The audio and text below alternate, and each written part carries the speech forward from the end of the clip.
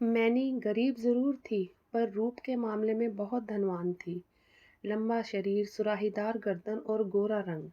गाँव में निकलती तो मंचलों की आंखें उसके उभारों पर ही टिक जाती। गाँव में ही रहने वाला मूलन मैनी को देखकर लार गिराता था और हमेशा उसके शरीर को घूरा करता था। और वैसे भी कोई लड़की या औरत मूलन की गंदी नज़र से नहीं बची थी। मैनी भी मूलन की नज़र को अच्छी तरह से पहचानती थी। आज तक उसने खुद को मूलन नाम के कामी मर्द से बचाकर रखा था। झोंपड़ी के बाहर साइकिल के लड़खड़ाने की आवाज़ आई तो मैनी समझ गई कि उसका मर्द ढोला दिन भर आसपास के गांव में फेरी लगाने के बाद वापस आ गया है। मैंने गुड़ और पानी ले आई। ढोला खटिया पर बैठ चुका था। गमछे से अपने माथे का पसीना पोंछते हुए उसने फीकी मुस्कुराहट से अपनी 7 साल की बेटी बिट्टी को पुचकारा। बिट्टी किसी खाने वाली चीज़ की उम्मीद में अपने बापू के हाथों को टटोलने लगी। ढोला ने उसे गोद में उठाकर अपने पास बिठा लिया और उसके सिर पर हाथ फेरने लगा। मैनी के चेहरे पर नज़र डालते ही ढोला की दिन भर की थकान कुछ कम हुई।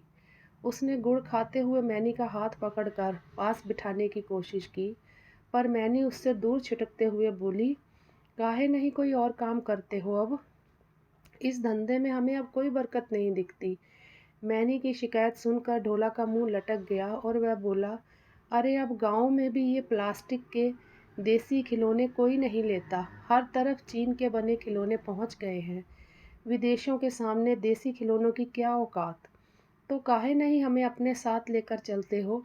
गांव के लोग एक औरत को फेरी लगाते देखकर उसकी खूबसूरती निहारेंगे तो ज़्यादा सामान खरीदेंगे। मैनी ने अपने बड़ों को थोड़ा सा उचकाते हुए कहा और मुस्कुराने लगी। ढोला साइकिल पर बच्चों के खिलौने लादकर फेरी लगाता था। दिन भर कई किलोमीटर साइकिल चला लेने के बाद भी रोजाना 50 से 60 रुपए ही कमा पाता था, जो उसके तीनों लोगों के परिवार को चलाने के लिए बहुत ही कम थे। हालांकि ढोला के पास ज़मीन का एक छोटा टुकड़ा भी था जिसमें वह बड़ी मेहनत से खेती करता था, पर खेती किसानी भी बिना संसाधनों के कहाँ पनपती है। बड़ी मुश्किल से थोड़ा बहुत गेहूं पैदा हुआ था इस बार। ढोला के खेत में लगी हुई बालियां सुनहरी हो चुकी थी। ढोला और मैनी के मन में संतोष था कि चलो गेहूं की फसल होने के चलते उनको भूखा तो नहीं रहना पड़ेगा। ढोला खुश था कि अब वह अपने लिए देसी शराब की बोतल भी लाएगा। साल भर हो गया और हलक के नीचे शराब की एक बूंद भी नहीं उतरी है। रात में डोला मैनी के पास लेटा तो प्यार जताते हुए बोला, बस मैनी, कुछ दिन की बात और है। एक बार फसल बिक जाए तो हमारी सारी समस्याएं दूर हो जाएंगी और फिर हम ये काम छोड़कर दुकान ले लेंगे। उन दोनों की आंखों में एक सुनहरा भविष्य करवट ले रहा था। अगली सुबह जब डोला खेत की तरफ जाने लगा तो उसकी नज़र अपने खेत से उठते धुएं की तरफ गई। किसी खतरे के डर से उसका कलेजा मुंह को आने लगा। वह पूरी ताकत लगाकर दौड़ते हुए खेत के पास पहुंचा। ओह ये क्या! ढोला की नज़र के सामने ही पूरी फसल राख हुई जा रही थी और वह सिर्फ खड़े होकर देखने के अलावा कुछ नहीं कर सकता था। ज़रूर गांव के किसी आदमी ने ही ढोला से अपनी दुश्मनी निकाली है, पर भला गरीब ढोला से किसी को क्या परेशानी हो सकती थी? ये सवाल बार बार डोला के मन को कचोटे जा रहा था। उसे रोना आ रहा था, पर रोते भी नहीं बन रहा था। अब ना तो ढोला दारू पी पाएगा और ना ही घर के लिए तेल गुड़ वगैरह खरीद पाएगा। सोच विचार के सांप एक के बाद उसे डसे जा रहे थे। फसल जल गई। घर में जो राशन बचा था वह ज़्यादा से ज़्यादा 1 हफ्ते और चल सकता था। इसके बाद तो भूखे मरने की नौबत आ जाएगी। फिर क्या करेगा ढोला?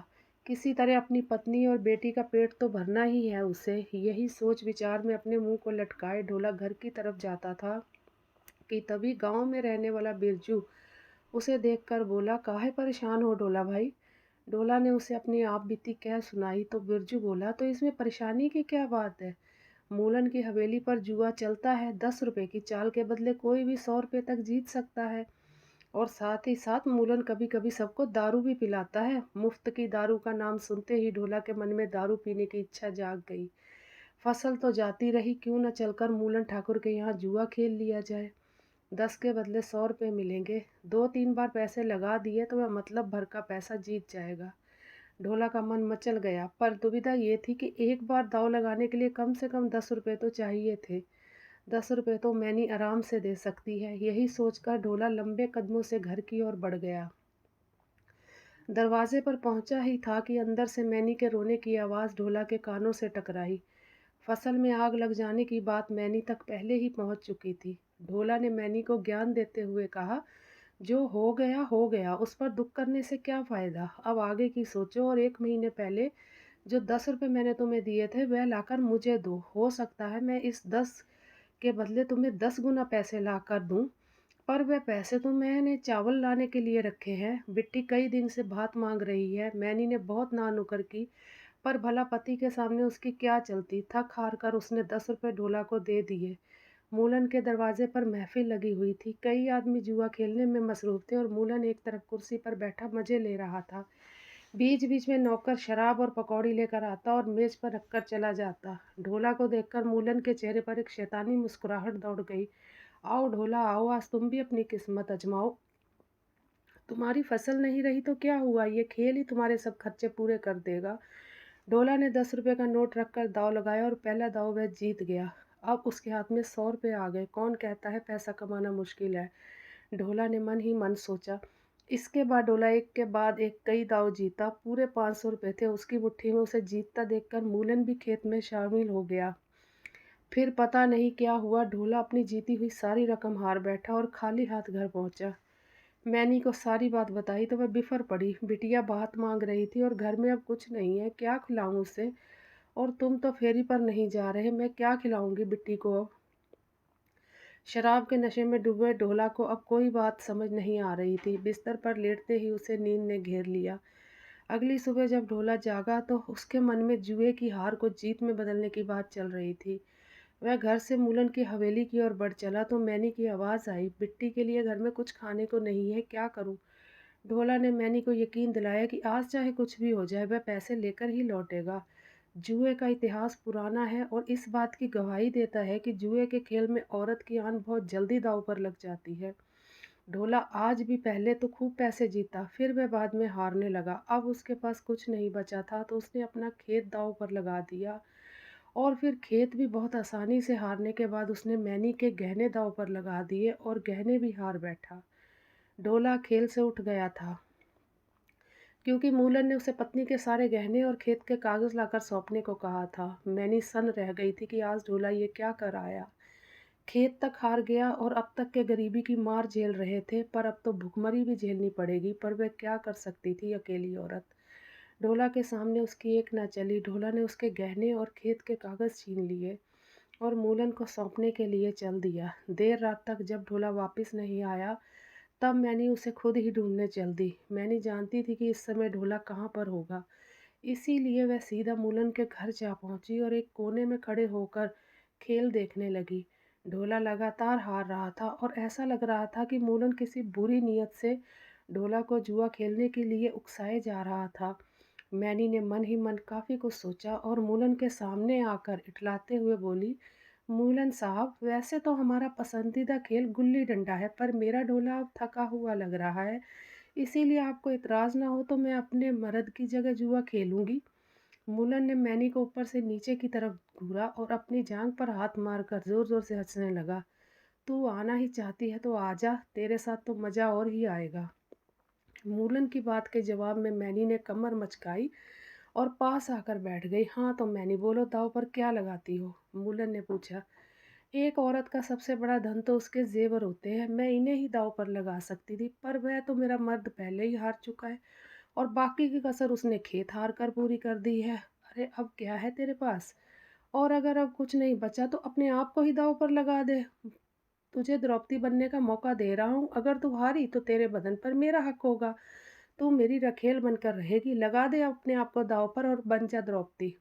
मूलन ने एक बार फिर अपनी जांघ पर अपना हाथ मारते हुए कहा। कुछ देर तक मैंने शांत रहने की एक्टिंग करती रही और फिर बोली, मैं अपने आप को दाव पर लगा तो दूं, पर मेरी ये शर्त होगी कि मेरे जिस्म पर जीतने वाले का हर तरीके से हक होगा, लेकिन मेरे जेवर और खेत मुझे वापस करने होंगे।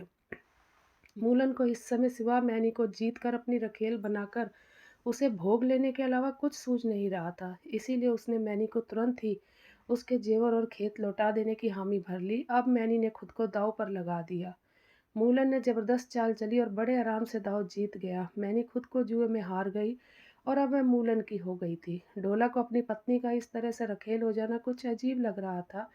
इसीलिए वह मैनी से शिकायत करने लगा, जिसके बदले में मैनी ने उसे जवाब दिया, तुमने मेरे गहने और खेत जुए में हारकर ये पक्का कर दिया था कि हम आज नहीं तो कल मर ही जाएंगे, पर मैंने जुए में खुद को हारकर तुम्हें एहसास कराया है कि तुम गलती करने जा रहे थे। मैनी ने ढोला से ये भी कहा कि जुए में तो आदमी अपनी पत्नी के गहने और खेत दांव पर लगा सकता है, वह कल अपनी पत्नी को भी जुए में हार सकता है। इसीलिए ढोला को सजा के तौर पर अकेले ही जिंदगी काटनी होगी, जबकि उसकी बेटी मैनी के साथ रहेगी। मैनी ये बात अच्छी तरह जानती थी कि ढोला की माली हालत इस लायक नहीं रह गई कि वह अपनी बेटी को दोनों समय का खाना भी खिला सके।